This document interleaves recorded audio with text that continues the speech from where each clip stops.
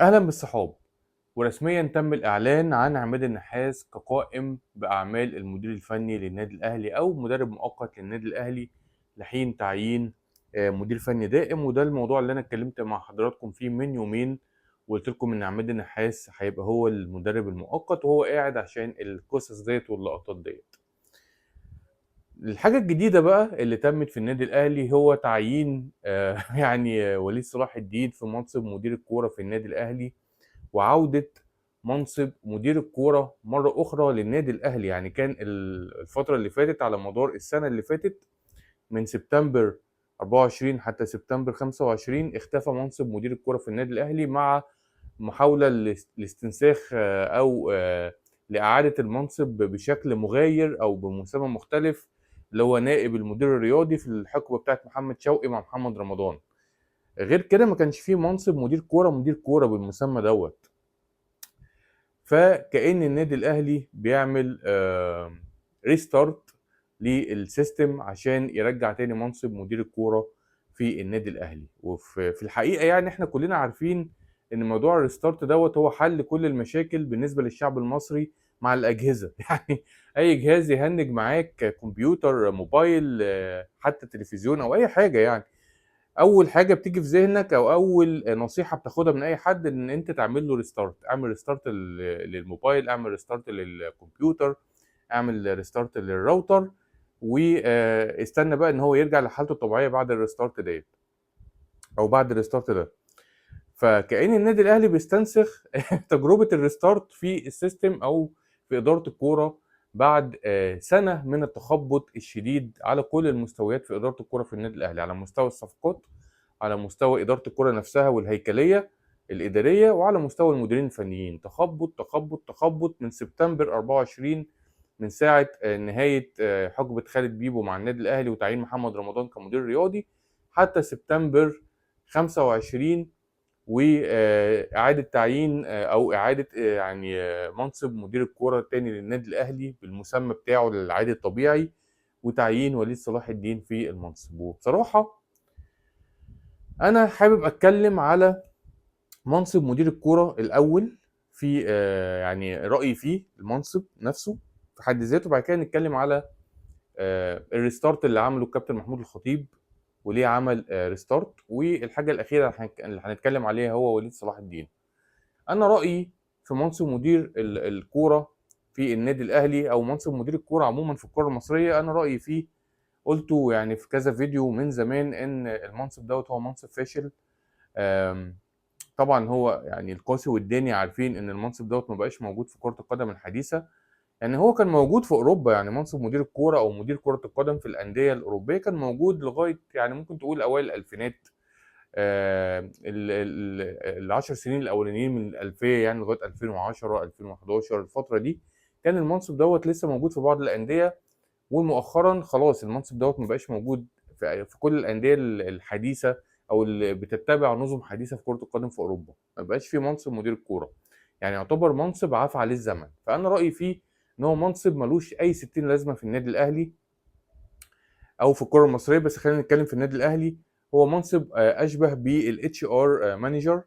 يعني هو المنصب في حد ذاته مدير الكوره، انا كشخص مدير كوره بغض النظر شخصيتي ايه، قويه متوسطه ضعيفه يعني المنصب او الشخص في حد ذاته اللي بيتولى المنصب مش عنصر رادع، مش رادع للعيبه، مش بيرضع اللعيبه. اللي بيرضع اللعيبه او بيعمل لهم حاله من الردع وان هم يخافوا وان هم يبقى في حاله من الانضباط هي اللوائح، مش الشخص نفسه. يعني انت لو بدلت الشخص دوت باي شخص تاني هتلاقي النادي ماشي بنفس المومنتوم عادي جدا. يعني انت شلت سيد عبد الحفيظ جبت خالد بيبو، النادي الاهلي مع خالد بيبو خد كل البطولات عادي خالص. يعني الشخص اللي موجود ملوش امباكت، ملوش تاثير على الحاله الانضباطيه العامه في الفريق. الشخص اللي موجود لو شخصيته حتى لو قوية مش بيعمل حالة من الردع للفريق. الشخص اللي موجود ملوش أي تأثير في الفوز بالبطولات أو خسارة البطولات، هو موجود عشان يطبق اللوائح. أنت أخطأت، إذا أنت هتتوقع عليك عقوبة مليون جنيه، مليون ونص، 2 مليون، 500,000 حسب تقديري انا وحسب الجرم اللي انت ارتكبته وحسب اللوائح. يعني 3 حاجات دول مع بعض، نشوف انت عملت ايه، وممكن اللائحه بتقول ايه، وممكن انا اخفض لك، يعني لو تجيز لي اللائحه هذا التخفيض اخفض لك العقوبه. فده شغل اتش ار. والتاريخ بيقول لنا ان النادي الاهلي مثلا في عهد الكابتن سيد عبد الحفيظ اللي ناس كتيره جدا بتحلم برجوعه، كان في لعيبه بايظه في النادي الاهلي وتوقيع الغرامات عليها ما اصلحهاش، ووجود شخصيه زي سيد عبد الحفيظ في النادي ما اصلحهاش ما اصلحش اللعيبه ديت. يعني واحد زي صالح جمعه قعد مع سيد عبد الحفيظ 6 سنين ما اصلحوش سيد عبد الحفيظ.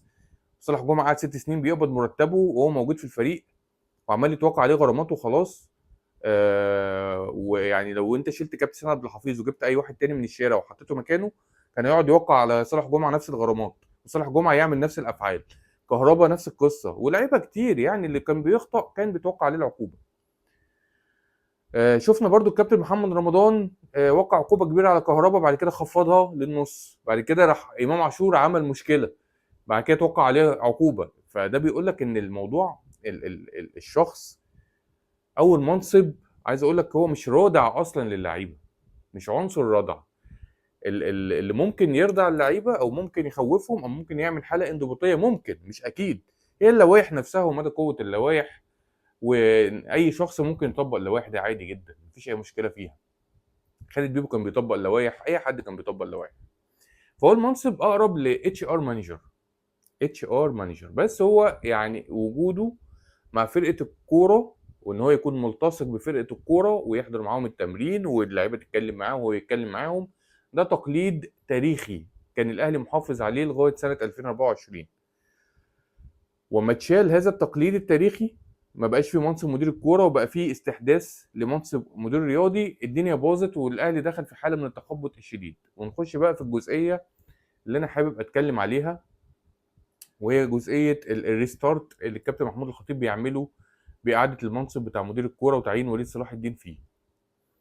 الكابتن محمود الخطيب كان يعني انا واحد من الناس كنت متعشم ان هو يعمل ابديت للسيستم بتاع الكوره في الاهلي لما لغى منصب مدير الكوره في 2024 واستحدث منصب المدير الرياضي. انا كنت متعشم خير في الموضوع وقلت ان آن الاوان بقى ان النادي الاهلي يمشي زي الانديه الحديثه في العالم، ويبقى عنده اداره كوره حديثه ويبقى عنده ادارات بقى تابعه للمدير الرياضي وتسويق وسكاوتنج وتعاقدات ومش عارف ايه، والمدير الرياضي دوت يكون شخص فاهم وشخص عارف يعني ايه اداره رياضيه وياخد النادي الاهلي في حته تانية. انا كنت واهم بصراحه يعني، او كنت متفائل بشكل زياده عن اللازم، او كانت ابعاد الموضوع مش واضحه ليا بالشكل الكافي. وابعاد الموضوع في حقيقه الامر لما وضحت ليا كان من واجبي ان انا اوضحها ليكم لو الموضوع مش واضح لحد فيكم. ابعاد الموضوع بتقول ايه؟ بتقول ان الكابتن محمود الخطيب هو الامر الناهي في اداره الكوره في النادي الاهلي. والكابتن محمود الخطيب لما يعمل تحديث لاداره الكوره في النادي الاهلي، التحديث دوت هيكون بيخدم وجوده كوان مان شو في اداره الكوره في النادي الاهلي. يعني هو مش هيعمل تحديث في المضمون، هيعمل تحديث في الشكل. يعني كابتن محمود الخطيب بحكم ان هو الامر الناهي في اداره الكوره، ان هو الوان مان شو في اداره الكوره، ان هو اللي بياخد كل القرارات، وان هو اللي بيفكر كل التفكيرات واللي هو بيعمل كل الحبشتكنات. لما يجي يعمل تحديث خطوه للامام، الخطوه ديت مش هتكون بالشكل اللي احنا فاهمينه، لا ده هتكون بالشكل اللي هو فاهمه، اللي هو هيكون في النهايه التحديث دوت تحت سلطاته المطلقه. والشخص اللي يكون في هذا التحديث الابديت شخص هيكون تحت سلطاته المطلقه، سلطات الكابتن محمود الخطيب المطلقه في اداره الكوره. فتم التحديث وجاب بقى مدير رياضي والكابتن محمد رمضان ومش عارف بعديه الكابتن محمد يوسف. شكلا مفيش مضمون، يعني المنصب موجود مدير رياضي بس موجود شكلا ومفيش مضمون لمدير رياضي حقيقي. والكابتن محمود الخطيب في واقع الامر هو متبني استراتيجيه موجوده طول الخط في ادارته للكوره في النادي الاهلي، استراتيجيه ان هو دايما حاطط الجمهور قدام عينه. جمهور الاهلي قدام عيني، انا لازم اشوف الجمهور دوت غضبان عليا مبسوط مني، اعمله الحاجات اللي تبسطه، اعمله الحاجات اللي ترفع روحه المعنويه بغض النظر عن تاثير الحاجات ديت على فرقه الكوره او على سكواد النادي الاهلي. يعني هو الكابتن محمود الخطيب في اوقات كتيره جدا، مع حبي واحترامي ليه طبعا وهو عامل انجازات كبيره، بس هو كل شخص يعني ليه انجازات وليه عيوب. واتعلمنا كده ان الشخص اللي انجازاته كبيره اخطائه بتبقى كبيره. يعني خدها كده او حطها حلقه في ودنك يا صديقي المشاهد. الشخص اللي انجازاته كبيره قوي وحضوره قوي قوي اخطائه بتبقى كبيره قوي. فهو ده الكابتن محمود الخطيب، انجازاته كبيره واخطائه كبيره. ده حكم الحياه والطبيعه بتاعت الحياه. فالكابتن محمود الخطيب كان بيتخذ يعني خطوات وبيتخذ قرارات وهو شايف الامور بعيون الجمهور. هو شايف الجمهور عايز ايه، الجمهور بيحب ايه، الجمهور ايه اللي يبسطه، فيجيب له صفقات جماهيريه، فيجيب له لعيب كان الجمهور نفسه فيه من زمان. يلاقي ميركاتو الشتاء بيهرب منه، يروح جايب اشرف بن شرقي. مش كفايه اشرف بن شرقي، طب ما نجيب تريزيجيه. بغض النظر اشرف بن شرقي مستواه ايه وتريزيجيه مستواه ايه. زيزو طبعا مفيش كلام عليه، امام عاشور مفيش كلام عليه، الاثنين دول بالنسبه لي مفيش كلام عليهم. بس في صفقات جماهيريه جت في النادي الاهلي لا من غير متابعه جيده. محمد علي بن رمضان من غير متابعه جيده، اشرف داري، يحيى عطيه الله من غير متابعه جيده. فالكابتن محمود الخطيب المشكله ان هو الوان مان شو اللي موجود في اداره الكره في النادي الاهلي، وبيشوف الامور بعيون الجمهور وبيحقق للجمهور طلباته وامنياته. فلما يجي يعمل تحديث في السيستم، ابديت للسيستم، التحديث دوت هيخدم الرؤيه ديت. الجمهور عايز ايه، الجمهور بيحب ايه، فيجيب محمد رمضان، فيجيب محمد يوسف، الناس اللي تحت ايده، الناس اللي ممكن تمشي الامور زي ما هو شايفها. عشان لو الكابتن محمود الخطيب جاب او عمل تحديث حقيقي في اداره الكوره او الهيكليه الاداريه في النادي الاهلي، لو عمل تحديث حقيقي وفعلي وجاب بقى ناس فاهمه ومدير رياضي فاهم ومذاكر وحافظ وشغال بالورقه والقلم والحسابات ومعاه ادارات شغاله بالورقه والقلم والحسابات، لو الكابتن الخطيب عمل كده الناس ديت هتاخد قرارات ملهاش علاقه بالجمهور، هتاخد قرارات بالورقه والقلم والحسابات. والورقه والقلم والحسابات دي حاجات مش عاطفيه، ملهاش دعوه بعاطفه الجمهور، دي حاجات منطقيه بحته، ورقه وقلم وحسابات. انا واحد مثلا زي اشرف داري دوت هتابعه متابعه جيده جدا واسال عليه كويس قوي. هلاقي مثلا ان الولد دوت اشرف داري في ديكلاين في كاريره واصاباته كتير، لا مش هجيبه النادي الاهلي. هتابع محمد علي بن رمضان متابعه جيده جدا في اخر سنتين، هلاقيه انطفى، هلاقيه خسر مكانه في منتخب تونس، لا مش هجيبه. دي الاداره الرياضيه الحديثه. فالكابتن محمود الخطيب مش عايز ديت، هو عايز لا عايز الشكل مش المضمون، ان هو يكون فيه مدير رياضي ونلغي مدير الكوره، والناس اللي موجوده بقى في منصب المدير الرياضي ديت تبعي يعني كوموفلاج. بمعنى اصح مع احترامي ليهم كاشخاص، بس المنصب نفسه كله على بعضه كده كوموفلاج، ان احنا بنعمل تحديث بس هو مش تحديث. فايه اللي حصل في الاخر؟ النادي الاهلي بعد ما شال التقليد التاريخي اللي موجود في النادي الاهلي من قديم الازل وهو منصب مدير الكوره، النادي الاهلي دخل في حاله شديده جدا من التخبط ما بين او في مناصب المدير الرياضي، في مناصب المدير الفني، في السكواد. ما تفهمش يعني في حاجه غريبه حصلت بعد ما اتشال منصب مدير الكوره، بعد ما اتلغى منصب مدير الكوره في حاجه غريبه حصلت، رغم ان المدير الرياضي سواء محمد رمضان قعد شويه على الدكه، محمد شوقي قعد شويه على الدكه، ومحمد يوسف قاعد على الدكه مع اللعيبه. يعني الناس ديت حتى لو مناصبها مديرين رياضيين او نواب للمدير الرياضي بيقعدوا مع اللعيبه على الدكه وبيحتكوا بيهم، بس منصب مدير الكوره تحس ان الاسم هو المشكله، ان الاسم لازم يرجع. فعشان كده انا طلبت يعني في الفيديو الاخير او اللي قبله مش فاكر ان المنصب يرجع، منصب مدير الكوره ده لازم يرجع، ولازم منصب المدير الرياضي ده يتلغى كنوع من انواع الريستارت للنظام. زي ما بنعمل ريستارت للراوتر، زي ما بنعمل ريستارت للموبايل، زي ما بنعمل ريستارت للبي سي او الكمبيوتر او اللابتوب، عشان الامور ترجع لطبيعتها تاني. فالكابتن محمود الخطيب بعد ما الموضوع بهوأ معاه قوي ودخل في حاله شديده جدا من التخبط بيعمل ريستارت للسيستم بتاع اداره الكره في النادي الاهلي، وارجع تاني لاصولك وقواعدك سالما، ورجع منصب مدير الكوره مره اخرى لعل وعسى الامور تظبط. فده اللي بيعمله الكابتن محمود الخطيب، بيعمل ريستارت بعد ما الابديت اللي هو كان بيحاول يعمله ما فشل. هو كان بيحاول يعمل ابديت، لكن ابديت شكلي من غير مضمون فهيفشل، اكيد هيفشل. فانت كده عملت فراغ دستوري، يعني انت شلت منصب مدير الكوره التقليدي التاريخي وجبت مكانه مدير رياضي شكلي مش من غير مضمون، فانت عملت فراغ دستوري في اداره الكوره في النادي الاهلي، فالدنيا باظت منك من الاخر يعني. فرجع بقى منصب مدير الكوره للنادي الاهلي الكابتن محمود الخطيب، لعل وعسى الامور تظبط مره اخرى. نتكلم بقى على الكابتن وليد صلاح الدين. الكابتن وليد صلاح الدين من وجهه نظري هو من الشخصيات الرياضيه اللي موجوده في الوسط الرياضي، اللي تحس ان هو موجود في المنطقه الرماديه. في منطقه رماديه كده موجود فيها مجموعه من الرياضيين اللي هم يعني تحس ان هم مش قواد راي عام، مش بتوع ترند، ارائهم مش مؤثره. تلاقيه محلل كويس مثلا، ولو مسك مدير كوره في فرقه من غير ضغوط او فرقه مش جماهيريه تلاقيه ماشي حاله عادي كده، موجود ايه جنب الحيط. يعني في ناس كده اللي هم في المنطقه الرماديه اللي هم جنب الحيط، مش بارزين دايما. فالكابتن وليد صلاح الدين انا من وجهه نظري هو في المنطقه ديت اللي موجود فيها ناس كتير في الوسط الرياضي، المنطقه الرماديه. فهو تولى منصب مدير كوره في زد نادي عادي ماشي حاله يعني في الدوري، ما بيعملش معجزات معاه يعني. مسك قبل كده الاتحاد ما نجحش معاه قوي. مسك قبل كده كان عضو لجنة كورة في النادي الأهلي أيام محمود طاهر على ما أفتكر، ما كانش أحسن حاجة يعني. وليد صلاح الدين أنا أفتكر له كان وقتها كهربا متألق جدا مع إنبي، وصالح جمعة كان موجود برضو، كان بيطلع كيرفو بيطلع، فمرضاش يجيب كهربا وجاب صالح جمعة.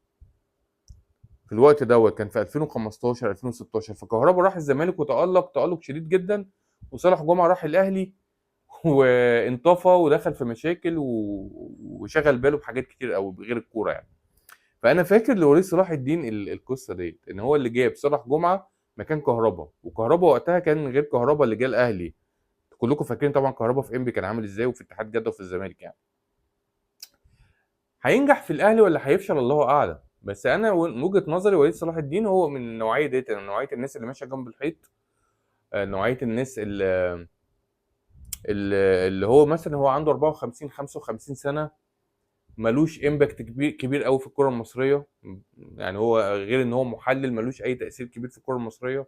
ممكن ينجح يعني، هو على راي شوبير يعني بيقول ان هو يعني عنده لوائح. يعني شوبير طلع في البرنامج بتاع قناه الاهلي بيقول ان وليد صلاح الدين ممكن ما يكونش الشخصيه الحازمه اللي بتشخط وتنطر، بس هو هيشتغل باللوائح. فده بياكد كلامي ان منصب مدير الكوره هو اتش ار شغال باللوائح بغض النظر الشخص عامل ازاي يعني.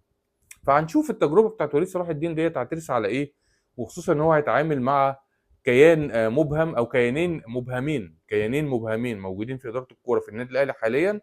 محدش عارف هم بيعملوا ايه، وهو لجنه التخطيط الكيانين يعني لجنه التخطيط والمدير الرياضي محمد يوسف. الاثنين دول يعني ربنا يعين الكابتن وليد صلاح الدين في التعامل معاهم. يعني انا مش عارف هو هيتعامل مع ايه مش عارف والله.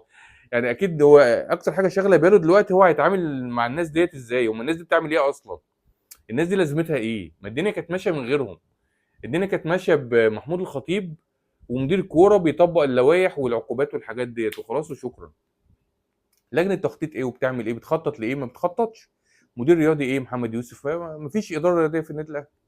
الاداره في النادي الاهلي الكابتن محمود الخطيب، اللي عمل ريستارت للسيستم بعد ما الابديت فشل معاه او باظ منه بسبب ان هو كان ابديت سوري، مش ابديت في التفاصيل والمضمون بتاع البروسيس. ده اللي انا حبيت اقوله بمناسبه تولي كابتن وليد صلاح الدين، اللي بتمنى له اكيد طبعا التوفيق في مهمته الجديده مع النادي الاهلي. واتمنى الفتره ما تطولش بتاعه اختيار المدير الفني، وفي اقرب وقت يعني يكون في تعاقد مع مدير فني جيد للنادي الاهلي. اتمنى برضو اشوف ارائكم وتفاعلاتكم في الكومنتات، ولو عجبكم الفيديو اتمنى تعملوا لايك وسبسكرايب للقناه، واشوفكم قريب على خير. سلام.